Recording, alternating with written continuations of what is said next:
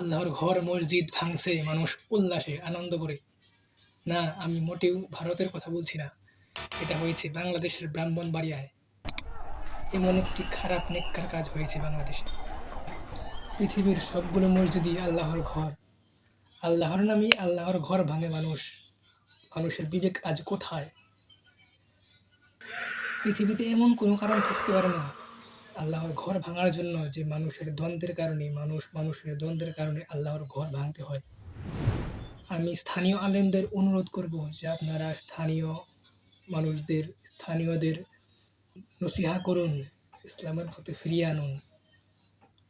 আপনাদেরও একটা দায়িত্ব রয়েছে, আপনাদেরও একটা কর্তব্য রয়েছে ইসলামের প্রতি, সেটা পালন করুন। আর তাহলেই ইসলামের মাধ্যমে শান্তি ফিরে আসবে। ইসলাম হলো শান্তির ধর্ম, আর আমরা সেটাকে অশান্তি বানিয়ে নিয়েছি।